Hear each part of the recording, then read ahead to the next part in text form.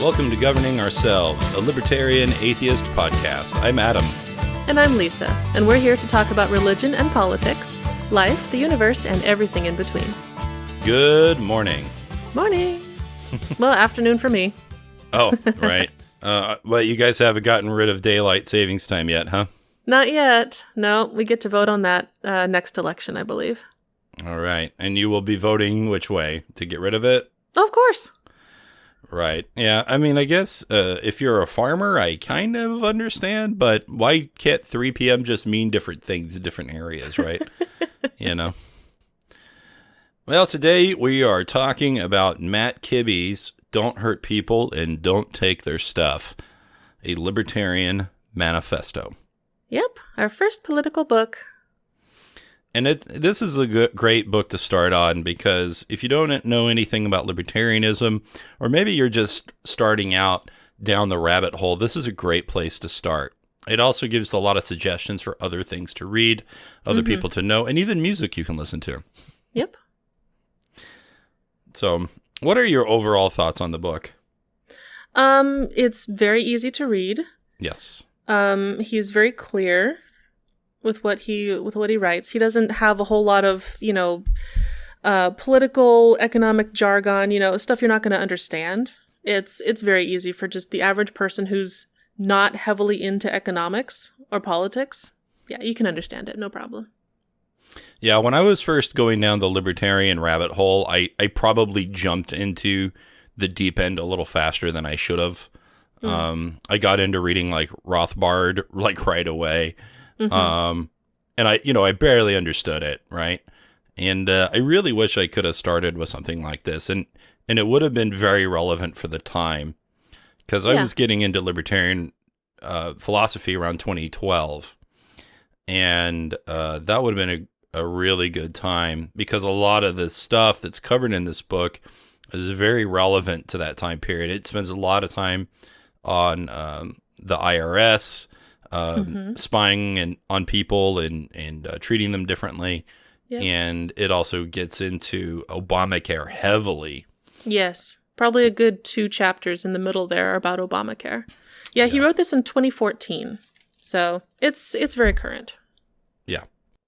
So we start out with chapter 1, Rules for Liberty. Yep. First, in this chapter, I really like how he kind of starts out. He mirrors the reason why I have decided to be more vocal about politics. Yes. And he says, normal people, real Americans outside the Beltway, have better things to do. They should focus on their lives and their kids and their careers, their passions and their goals and their communities, right? Except that we just can't anymore. It seems like the decisions Washington power brokers make about what to do for us, or to us, or even against us, are having an increasingly adverse impact on our lives. Young people can't find jobs and can't afford to pay off their student loans. Parents are having an increasingly hard time providing for their families. Seniors can't afford to retire, and their life savings seem to be shrinking for reasons that are not quite clear.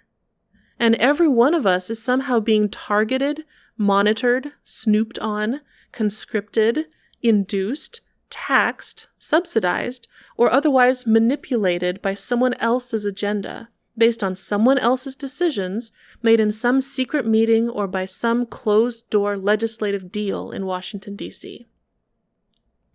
So he basically says, we can't afford to just sit by and be passive about politics anymore.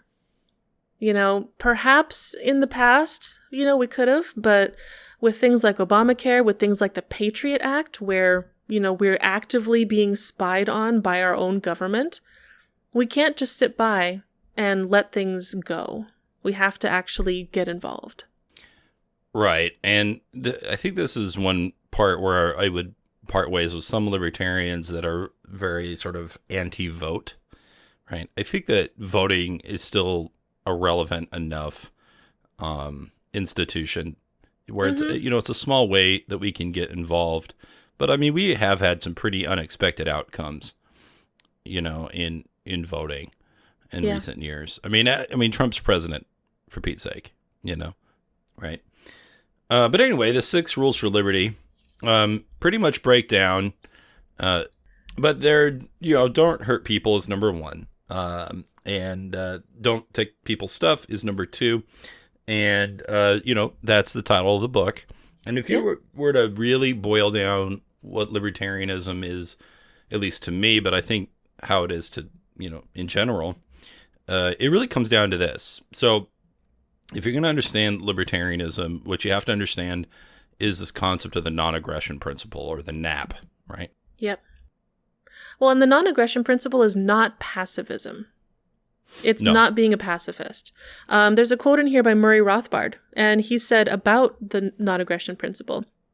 He said, "The fundamental axiom of libertarian theory is that no one may threaten or commit violence, aggress, against another man's person or property.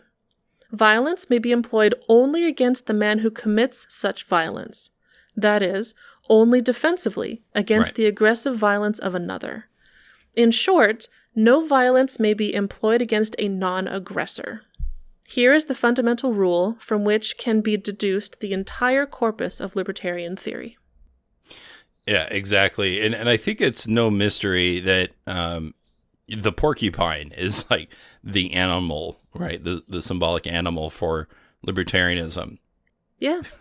Yeah, we'll be fine. I'm not going to attack you unless you bother me, and then it's quill I time. will defend myself. Yeah. Libertarians definitely believe in being peaceful, not aggressing towards someone else. But that doesn't mean you can't defend yourself. Right. So the other rules, number 3 is take responsibility. Mm-hmm. This is the I in community. Yes. Take responsibility for your part in the community. It says, free people step up to help our neighbors when bad things happen. No one needs to tell us to do that. We defend, sometimes at great personal sacrifice, what makes America so special. Freedom works to make our communities a better place by working together voluntarily, solving problems from the bottom up. Yeah. So if you see a problem, you could take care of it. So I think that a lot of times, a lot of the criticism towards libertarianism is, well, you guys don't care about people, right? You're not empathetic. If you really cared about this group, right, then you would ask the government to pay for it, right? Yeah. It's not that we don't care about people. We don't think that the government has the right to tax us and to steal our money to help people. It's up to us, if we want to help people, to do it. The government shouldn't have a say in it. Well, also, how is it any more virtuous to, pass the responsibility on to the government, right? It's like it's not that you care about the poor, you're making someone else take care of it. So what are you expressing, right? It doesn't make sense. So anyway, so the rule 4 is work for it. Libertarians believe in hard work. 5, mind your own business. I think that's kind of a reiteration of 1 and 2, right? Yeah. And 6, fight the power, right? Yeah. And so, it does encourage, some degree of activism, using your talents to further the cause of liberty. Yep. Yeah. Let's see. Okay, so chapter 2. It's called "You Can't Have Freedom for Free." We learn about his relationship with the band Rush. Yep. Which, I definitely had my Rush phase. I used to listen to the Tom Wood show a lot more often, and he would always open up with the Tom Sawyer song. And I should go back and listen to that some more. See, I didn't hear about Rush until you told me probably a few months ago about their song "The Trees." Yes. That's the first Rush song I Trees. ever heard, and that was, just a few months ago. It's a good one. It really examines, sort of Randianism, right? And so he talks about Ayn Rand as well. It talks about how the band Rush was inspired by Ayn Rand, and gives a good characterization of what she kind of means to libertarianism. Yeah. And how libertarianism like derives from her, on at least to an extent. Yeah.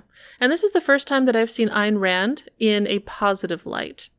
You know, the Yes. only times I ever hear about her on social media or just any media really is all negative stuff. It's total character assassination. Oh, 100%. Yeah. You know, and I bought it for a long time. I thought, well, you know, she's crazy. She's got these weird ideas, you know. But after reading this book by, you know, Matt Kibbe, I was like, oh, okay, well, maybe Ayn Rand actually is worth reading and looking into. So, yeah, I'm planning on reading a couple of her books and seeing if I like them. Right. And in terms of being a fiction writer, writing fictional characters, I can share in some of the criticism of her. But I think that the lessons are what it's really about ultimately. And that's the stuff that really resonates with me. Mm-hmm. And it really resonates with him, of course. Yeah, one thing at the very end of this chapter that I like, he says, I remember debating Chris Matthews, the guy on MSNBC's Hardball, once at an event in Aspen. I was making a surely profound point, and Matthews abruptly interrupted. He does that. I know, he said. I read Ayn Rand in high school. I used to believe that stuff too, but then I grew up. So again, that's more, you know, that's more just insulting. Yeah. And then he says, maybe he didn't know he was parroting his favorite president, Barack Obama. He says, you know, I've heard that so many times, you know, just grow up, play ball, get in line. Then he says, well, I don't want to grow up. I don't want to if growing up means abandoning the principle that individuals matter, that you shouldn't hurt people or take their stuff. I don't want to give up on values that have gotten me down the road of life this far. I won't grow up if that means not seeking ideals, taking chances, and taking responsibility for my own failures. I don't want to compromise, at least not on the things that really matter. I don't want to split the difference on someone else's bad idea and then pat myself on the back for getting something done. I have no plans to fall in line. So I like that about what he says. You know, it's very rebellious. Yes. Yeah. It definitely gets you going, right? It's like, you know, I just picture a bald eagle with like a single tear, you know? Oh. It's, you know, he's like got a machine gun in each talon, right? So yeah, no, it's inspiring, right? Yeah. Yeah, you know, you hear that a lot from lefties. It's like, yeah, I tried out Ayn Rand for a little bit, and then I grew up. I got over it. You know, it's like, all right. You know, I tried out the left side of the aisle for a while, right? But I mean, ultimately, it's just about making other people pay for things and taking no responsibility. So they can keep it. Let's see. All right, so chapter 3. Yep. Them versus us. This chapter overall is talking about basically the government versus the people. You know, Yes. It's not so much Republicans versus Democrats versus Libertarians. You know, it's not men versus women. It's not black versus white. It's politicians and bureaucrats versus the people. And in this chapter, he talks a lot about Martin Luther King Jr., and he was a target of the government, of the IRS specifically. And Yeah. that was under the direction of the FBI director, J. Edgar Hoover. And Right. I didn't know, before reading this book, I didn't know the history of that. I didn't know that he was targeted by the IRS because he was seen as a threat. Mm-hmm. Yeah, big threat to the powers that be, so they had to make sure that they contain him. And they sent him death threats. They wiretapped him all the time. Yeah, they wiretapped the phones in the hotels that he was staying in. There's a quote here from President Obama on page 57 that I did want to read, though. This is, yeah, like I say, President Obama. And I remember seeing this on the news. And I think it was really the end of my support for him, if there even was any left. Let's see.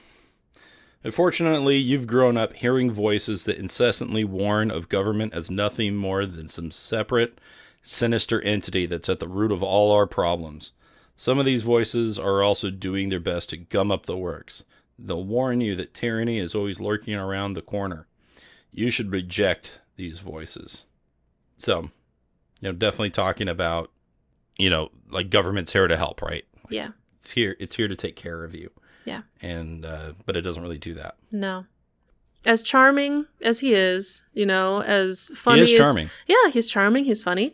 And that's probably why a lot of people accepted things that he said when he was president, because he said them so well, because he was so charming and, and attractive and all that, but it doesn't mean that the stuff he was saying was good.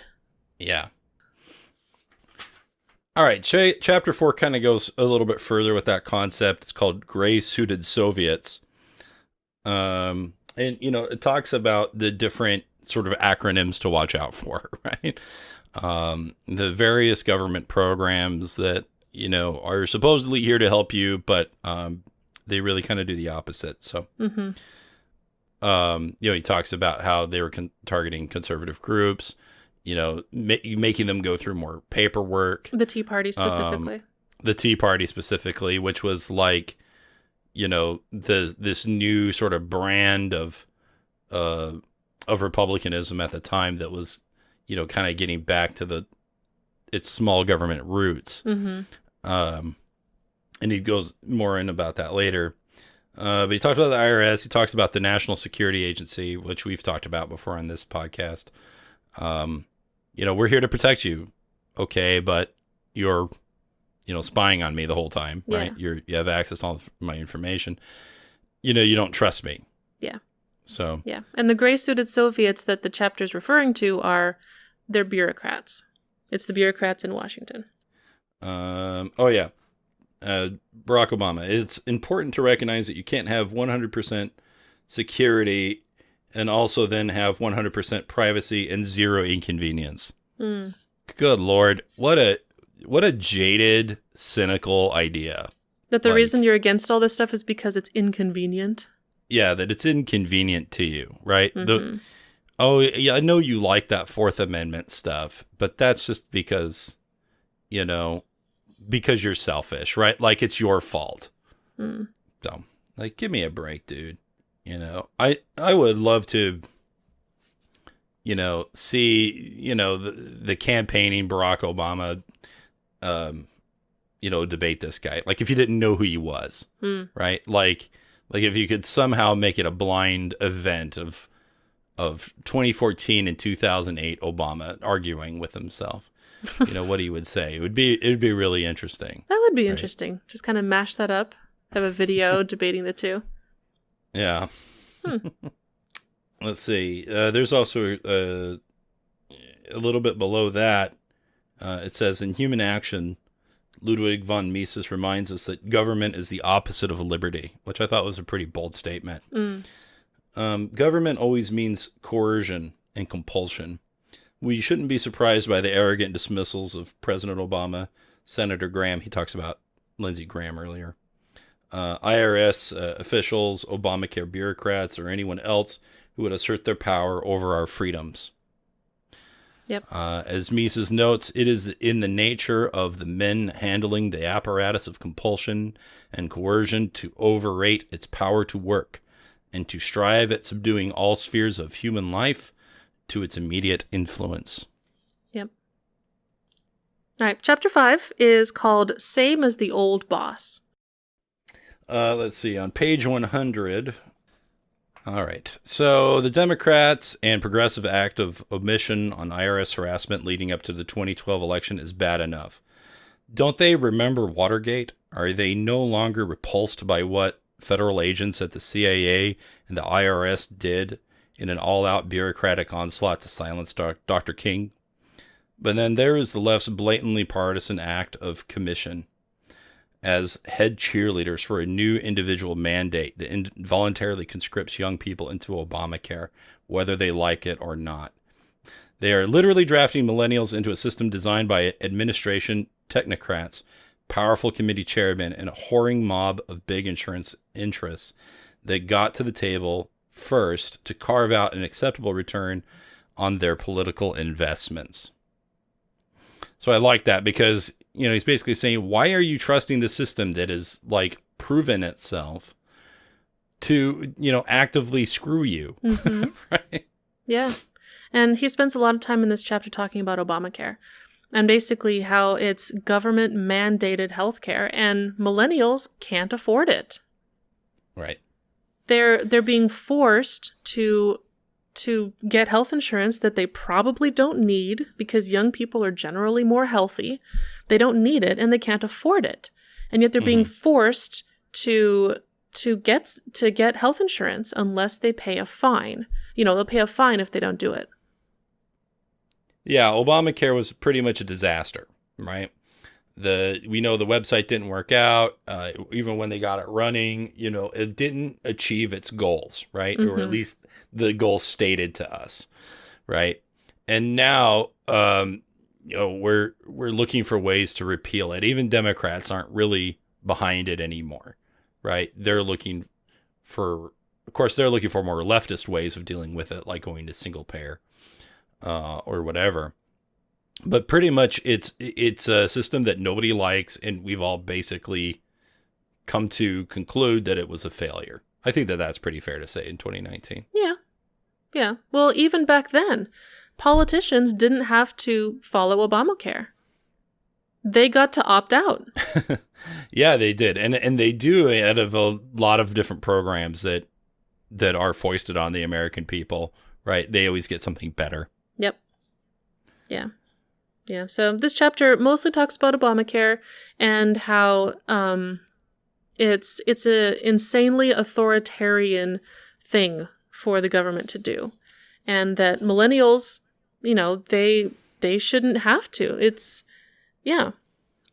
They shouldn't be forced to pay for something that they probably don't need and that they can't afford, especially in this time when they're having trouble paying off student loans because, the federal government got involved. And so that's why tuition prices are so high. It's because the government got involved in it. Correct. So they're going to college, getting degrees that are often useless, and they've got tens of thousands of dollars of student loan debt that they can't pay. They don't have the jobs to be able to pay them off. And in some states, your professional license can be revoked if you get behind on your student loan payments. Yeah, there's a whole section here. It's called "It Sucks to Be Young," which I thought was great. Yeah. But yeah, he talks about student loan debt. And if, I think one of the first things I learned when I became a libertarian was why college is so expensive, right? Because there's a huge focus on economics when it comes to libertarianism, which I appreciate. It's one of my favorite things about the philosophy, right? Especially when high schools everywhere are telling kids, like, you have to go to college. Yeah. Right. So, you're just putting way too many people in there where they could be successful doing something else. Listen, if you want to be a doctor or a lawyer or an accountant, you pretty much have to go to college. Right. But even then, you might get way too many of them. OK, and then they can't all do the job that they want to do. So chapter 6 is the right to know. So this, it opens up with a statement: the internet changes everything. And essentially what it goes on to talk about is how in the age of the internet, we have a lot of, access to information, right? And responsibility that comes along with that.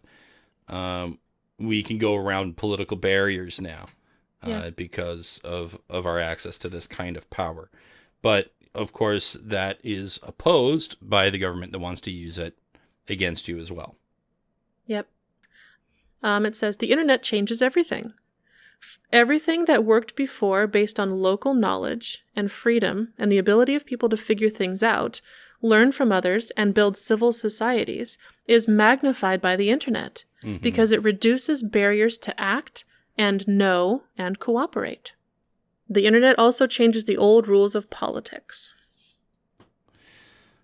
So it talks about how we can use these tools to overcome the artificial barriers that existed before. And I mean, this goes into college as well, right? Because you used to really pay for access. That was a big part of what you were paying for. And now, access is more widely available. Yep. Right. And you can largely teach yourself the skills or concepts that you need to have.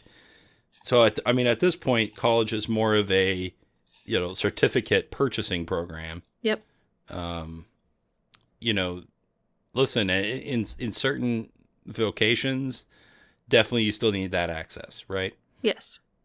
It's pretty hard to figure out how to be a heart surgeon on the internet, right? Yeah. Okay. One thing in this chapter that was very important is a section in here is called Know Your Rights. And he says the Bill of Rights constitutes the bedrock of our legal protections from the abuse of government power. And he feels so strongly that people have to know their legal rights that he lists in this section the First Amendment, the Fourth Amendment, and then a little later on, the Fifth Amendment. He types them out here so that you know your rights. But he lists them because it's so important. They're not just there for fluff, it's their legal protections that you have from the abuse of government power. And if you don't think that you need protection against government power, then you have not studied history. Right. I mean, the whole purpose of the Bill of Rights is to limit the power of government. Right. When our founders were writing the Constitution, they had essentially just come off the back of a failed government. Right. They tried the Articles of Confederation. It didn't work out. And so listen, the founders had different ideas about what government should look like.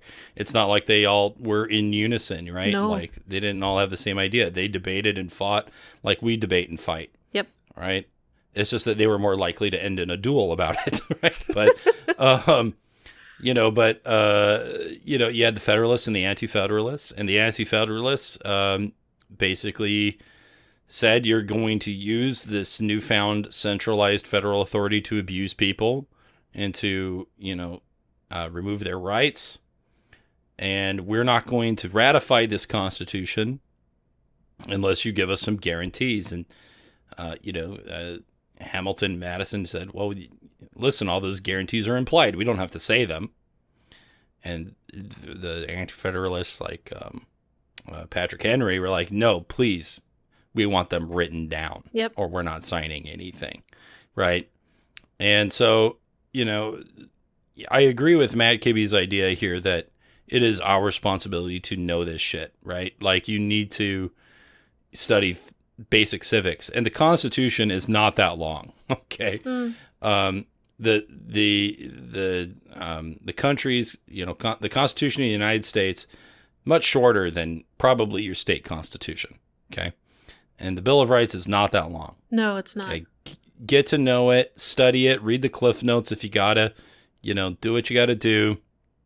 But understand that the entire purpose of the Bill of Rights was to limit those powers so they can't be used against you in the future. And listen, they have been used against you.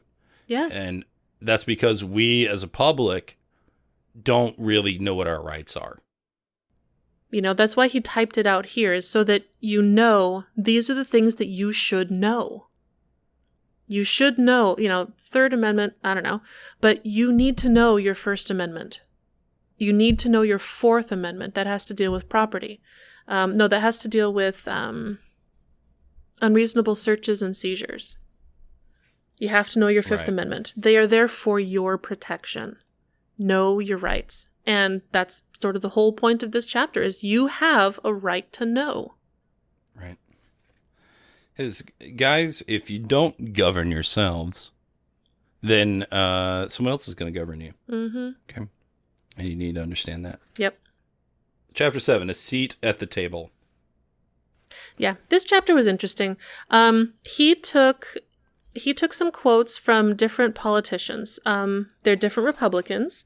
Senators Rand Paul, Republican from Kentucky, Mike Lee, Republican from Utah, Ted Cruz, Republican from Texas, Representative Justin Amash from Republican from Michigan, and then Thomas Massey.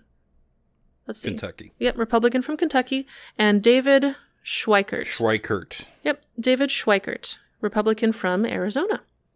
Yes. And he put together this sort of this mashed together roundtable discussion. So he took quotes that these men have said, and he put them all together in this chapter to make it seem like it's a dialogue that's happening in real time right there. And yeah, it's pretty interesting. It is. Yeah, I like how he did that. Yeah. So one quote that I found particularly interesting was on page 166, and it's something that Thomas Massey said on how money is used in Washington. 166, you said? Yes, page 166. So he says, here's one thing that people don't really understand, that I didn't understand. They say that money corrupts the process. I've always kind of believed that, but I didn't know how it corrupts the process. Congressmen raise a lot of money. Some of them raise $2 or $3 million an election cycle. But what do they do with that money? Their re-election is virtually assured. It's more certain than anything that they're going to come back because they're incumbents and they've done the right things, so they don't need the money to get reelected. They're not buying yachts and Ferraris with the money. What are they doing with the money? It's the currency of power. Here's what they're doing with the money that they raise. They're giving it to other congressmen. And then they become ingratiated. They feel like they owe that congressman something. A vote, maybe on an issue, or a co-sponsorship on a bill. So it's the currency of influence within Congress. And then you also take most of that money and you give it to your party, whether you're a Republican or a Democrat. Right. So, essentially you use the money to, influence other congressmen and build power around yourself, right? Yeah. Because the main goal is to keep your job, but also to, use it to, further your own power. Yep. So he describes it as a big football game that's going on in Congress. So it's a football game that's played with money. The more money you raise for your party, the more influence you're granted. You'll get a better committee. Do they measure committees in terms of how much you can do for your constituents? No. All the A committees in Congress are based on how much money lobbyists give to you if you get on one of those committees. So you raise money for your party, you're a good soldier, you get on a higher fundraising capable committee, you raise more money, but now you've got a quota. Now you're on the treadmill.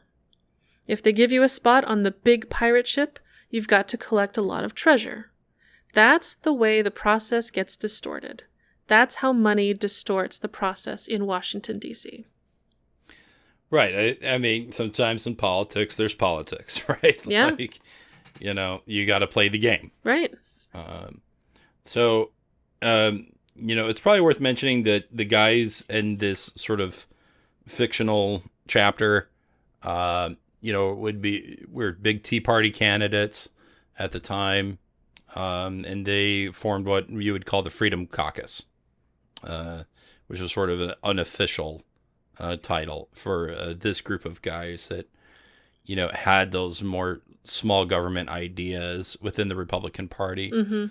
And they rubbed up against, the sort of like Lindsey Graham, John McCain style Republican that is big government, just not necessarily for welfare. Yeah. Right. But big military, hawkish rhinos, right? That kind of thing. Yeah. Ted Cruz, of course, Ted Cruz and Rand Paul both ran for president in 2016. Rand Paul went out basically first. And Ted Cruz, of course, got basically second place. Yeah. In the Republican primary, losing to Donald Trump. I think that had the election been in 2014, it is possible that one of them would have done much better. But by the time 2016 rolled around, I think that the Tea Party had largely accomplished some of its main goals. It had gotten a lot of people in power. But America was looking for something different by the time 2016 rolled around. And Ted Cruz just wasn't that sexy of a candidate, right? The Republicans picked the enemy of my enemy, in my opinion. And the one that, of course, talked more about, I will guarantee you jobs, right? Which is a false promise, but... Always, yeah. This is the guy, right? And something that Ted Cruz said, closer to actually near the end of the chapter, he says, I'm optimistic because I think there's a movement that's sweeping this nation of millions of Americans who are waking up and looking around. If you look at the past year, the rise of the grassroots in fight after fight after fight in Washington, the grassroots have turned the fight around. Nothing scares elected officials more than hearing from their constituents. And in my view, liberty is never safer than when politicians are terrified. So that made me laugh when I read it. Because, when people say, if this issue is important enough, contact your representative, contact your senator about this. I thought that was funny. Nothing scares elected officials more than hearing from their constituents. So, contacting your senators and your representatives, it can make a difference. If they're actually hearing from the people that they're there to represent, you're likely to get stuff done. Yeah, true. Yeah, you want to light a fire under them because, otherwise it could just get comfortable at the top. Yep. All right, chapter 8, 12 steps. So in this chapter, Kibbe, basically says that government power and faith in government is akin to drug addiction, right? And he prescribes 12 steps to overcoming this addiction. Yep. Okay. So step 1 is comply with the laws you pass. He doesn't mean the people in this case. What he's saying is that the powers that be, like the congressman, if they pass a law, they have to comply with it. Yep. They have to live with it. If they want Obamacare, they have to have it. Yep. If it's good enough for the people, it's good enough for the politicians. Right. Yep. Step 2, stop spending money we don't have. Yep. Stop spending money we don't have. Neither party is good at this. No, they're terrible. So under this one, he gives a few, just basically, he calls, let's see, given that, as of this writing, the national debt tops $17 trillion, it seems like common sense would dictate a few things. And he lists them. He says, stop new spending on new programs. Yes. Prioritize dollars and get rid of programs that don't make the cut as top priorities in a world of scarcity. No sacred cows allowed until we solve the problem, so put everything on the table. Deal honestly with entitlements by acknowledging unfunded future promises. And you can't tax your way to a balanced budget without tanking the job creation that actually generates tax receipts. And he goes, I know, more radicalism. Harry Reid is so offended by these budget principles that if you agree with them, he thinks you're an anarchist. Right. So we just spend and we say, hey, everything's going to be fine, right? This is basic Keynesianism. Mm-hmm. Okay. So we'll talk more about that in another book, I'm sure. Yeah. Well, and this is something that I, continuing that paragraph, it's something that I hadn't heard of before. He says, but it's not really that hard to map out a plan to clean up Washington's fiscal train wreck. In fact, Freedom Works crowdsourced ideas for a citizens' debt commission that would balance the budget in just a few years. Senator Mike Lee tried to bring those ideas to his Senate colleagues in November 2011 and was literally evicted from the Russell Senate office building by staffers representing Senators Chuck Schumer, Democrat from New York, and Lamar Alexander, Republican from Tennessee. And he says, no, this isn't an Onion spoof. I'm not making that up. So Mike Lee was literally evicted from the building for bringing this debt commission to them. Yeah, which is crazy, right? Mm-hmm. So. Yeah. All right. Step number 3, scrap the tax code. So basically, right now we're on what you would call the graduated income tax, or what they sometimes call progressive income tax. And what he's advocating for is a flat tax, where it's like, okay, if we have to be taxed at all, let's make the tax code simple. Yes. Right? Because then there's a lot less gamesmanship. Yes, and he says complexity also enriches bureaucratic advantage. Yes. He talked about that a lot in a previous chapter as well, is that the complexity of the tax code is contributing to government power. So he says we need to scrap the code and abolish the IRS. I'm in favor. Yep, same. Step number 4, put patients in charge. This is again going back to the Obamacare issue. He spends a lot of time on Obamacare in this book. He does, because Obamacare was in full force when he wrote this. It was, copyrighted in 2014. So, yeah, it was in full force. So, cut out third parties. So the singular problem with our healthcare system is all of the faceless, gray-suited middlemen standing between you and your doctor. He doesn't like gray suits. No, he doesn't. He doesn't like faceless bureaucrats either. Right. Yep. Step 5, choice, not conscription.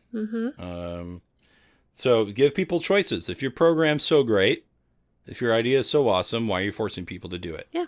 Medicaid, Medicare, Obamacare. Yeah. Allow competition. And if your program is so awesome, people will stick with it. So, and this, something I did not know that I learned in this book is that I was always wondering why Medicare is such a hot topic. And it's because if you want to get your Social Security benefits, you have to enroll in Medicare. I didn't know that. But it all makes sense now. It makes sense now why a bunch of the older generation is so concerned about Medicare. Why that's such a hot topic with them. It's because if you want your Social Security benefits, you have to enroll in Medicare. Yep. Which I think is coercion. Oh, yeah. Well, 100. Yeah. I mean, 100%. I mean, Social Security itself is not voluntary. No, it's not. You have to pay into it regardless of whether or not you have your own plan. Yeah. Right? Because you're supposed to subsidize somebody else. Yes. Who didn't do that. And that's another way that millennials are being screwed over, because Social Security will not be around by the time they are old enough to collect it. They're paying into a system that we will not benefit from. Yeah. Yep. And he says that's not right. I agree with him. On page 183, he says, we should make participation in Medicare voluntary. Why not let seniors choose for themselves? If you don't want to participate in Medicare, you shouldn't have to. The system could use the money. We should also let participants in Medicare purchase additional healthcare services outside the government system, and let doctors provide those services without being penalized. Yep. Step 6, end insider bailouts. Okay. So, of course, we had just come off of the big bailout in 2008 because we were afraid that the economy was going to tank. And so we injected a bunch of money in the system. The government did. The people didn't. Yeah. We don't care if Fannie Mae and Freddie Mac fail. We don't care. The government does. That's their pet project. Well, it's one of their programs. On 186, it says, this to me is the cool part of capitalism. And it goes a little bit further down. If you get it wrong, freedom holds you to account. No looking for someone else to bail you out. The same should be true if the you is named Citibank or AAG or Countrywide Financial. If bad behavior isn't allowed to be corrected by the relentless accountability markets, bad actors will double down on risky behavior, creating a politically generated boom and bust cycle with no end. Yep. All right, step 7, let parents decide. Yep. Parents know the educational needs of their children best. So that's what he covers in this small section, is that Common Core. He says, Common Core standards eliminate choice at every level, hobbling states, localities, teachers, students, and parents in their ability to choose education standards that work for children over those that are arbitrarily mandated from on high. I gotta tell you, as someone who is down on the trenches, who is in the education field, I gotta tell you, these like top-down programs are so freaking annoying, okay? Because they tell you what you have to do instead of you being able to bring what's special about you as a professional and as an educator to the table, right? Yeah. When you're told to, okay, go ahead and just rewrite all your lesson plans. So, because now, this time, we've definitely figured out education, right? This time, we definitely have the magic couple of acronyms. They're going to solve all your problems, okay? We didn't understand education before, but now we do, okay? Oh, totally. So, when I first started, and I know we're talking too much about this, but when I first started teaching, we learned about Bloom's taxonomy, and it's the idea that kids learn in a lot of different ways. And so it teaches you to try to approach lessons in a variety of ways so you can hit different kinds of students. Yeah. And the Common Core says, no, here's the one way. Mm-hmm. Like it's just kind of flies in the face of it. But anyway. Yeah, it's going backwards. So, step 8, respect my privacy. I think we've talked a lot about that. Yeah, it's pretty self-explanatory. Yeah, pretty much. Number 9, Ed the Fed monopoly. So this is a big topic that I think I'd rather save for if and when we read End the Fed. Yeah. By Ron Paul. But basically, you need to understand what the Federal Reserve is. You need to understand how the system works and what it's doing to the currency. Yes. Okay. And when you realize that, you're going to think differently about how you save money. Mm-hmm. Because the system is designed in order to punish you for saving. Okay. It wants you to constantly re-inject money back in. Mm-hmm. Okay. Because that's one of the principles of Keynesianism. But anyway, like I said, I don't want to go too far into that right now because we have a lot to cover still. Yeah, and he just spends a little bit of time on that. But yeah, I'd like to read that sometime. End the Fed by Ron Paul. We can talk more about this when we read that. Yeah, 100%. Yep. 10, avoid entangling alliances. That, of course, references George Washington's farewell speech, where he talks about how we shouldn't be involved in the entangling alliances of Europe. Mm-hmm. Especially at the time, they were always warring with each other. European countries were basically a series of frenemies. It's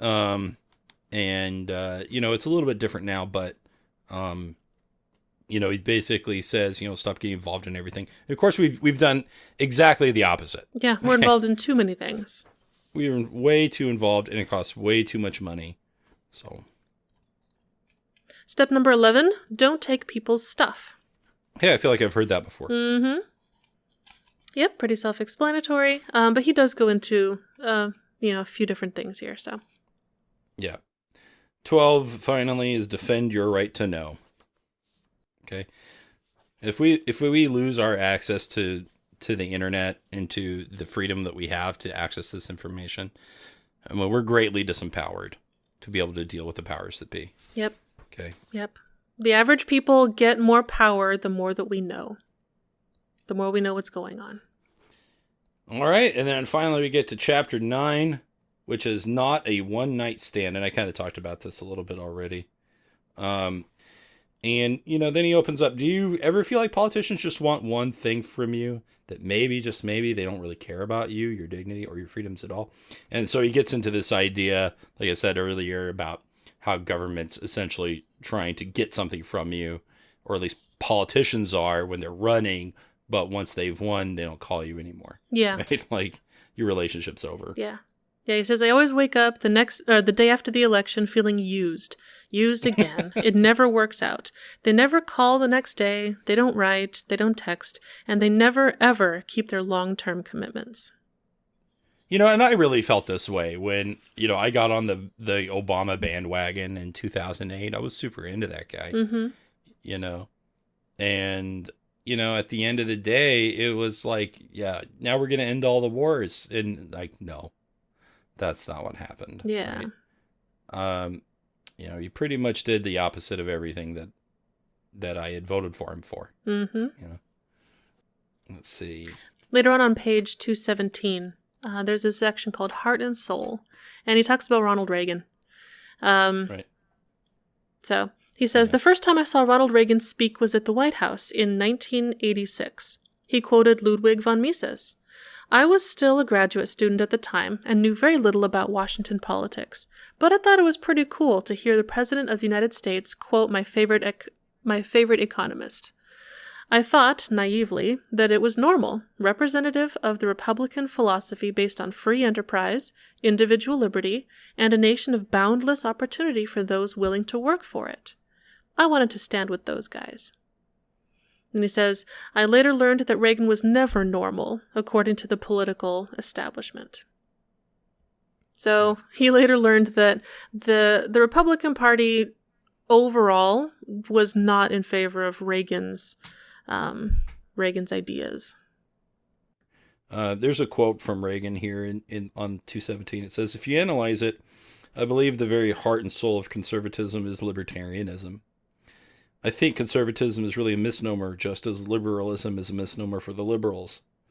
If we were back in the days of the revolution, so-called conservatives today would be the liberals, and the liberals would be the Tories. The basis of conservatism is a desire for less government interference, or less centralized authority, or more individual freedom. And this is a pretty general description also of what libertarianism is. Mm-hmm. A little bit further on, he talks about his new tattoo on page 222. Yeah. And let's see. He talks about, Benjamin Franklin. He had an allegory about the rattlesnake, and I wanted to read part of that. So yeah. I recollected that her eye, the rattlesnake, excelled in brightness, that of any other animal, and that she has no eyelids. She may therefore be esteemed an emblem of vigilance. She never begins an attack, nor, when once engaged, ever surrenders. She is therefore an emblem of magnanimity and true courage, as if anxious to prevent all pretensions of quarreling with her. The weapons with which nature has furnished her, she conceals in the roof of her mouth, so that, to those who are unacquainted with her, she appears to be a most defenseless animal. And even when those weapons are shown and extended for her defense, they appear weak and contemptible. But their wounds, however small, are decisive and fatal.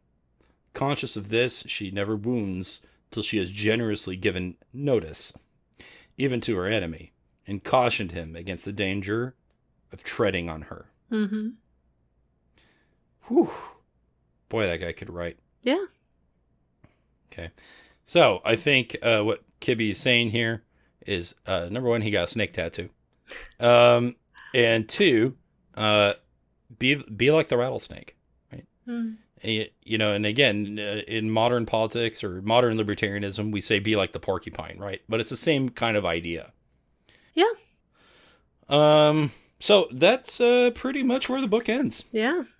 I enjoyed reading this book, and I do recommend it for those who perhaps want more of a slow, easy introduction to libertarianism. Yeah. Highly recommend Don't Hurt People and Don't Take Their Stuff. Libertarian Manifesto. Yep. Does a great job. My only criticism is that in 2019, there's just a lot of time spent on topics that aren't as current. So the book will probably date itself a bit as time moves on. But the principles will still apply. Yeah. And, even if Obamacare isn't in effect the way it was when he wrote this, it's still a very good and fairly contemporary example of what the government is capable of doing when they get too much power. And it shows, how it disproportionately affects younger generation. The people who are trying to find their way in the world, they're trying to start a life for themselves. Yeah.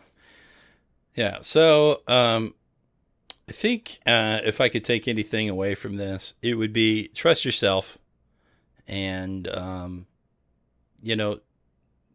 be educated, be informed, empower yourself, if you want to be a good rattlesnake, you have to have fangs, right?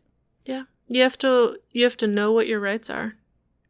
You do. And knowledge, I think, represents those fangs to a degree. I mean, of course, there's implication of the Second Amendment as well. But, even that is just an understanding of what your rights are, right? Yeah. Understanding that Bill of Rights.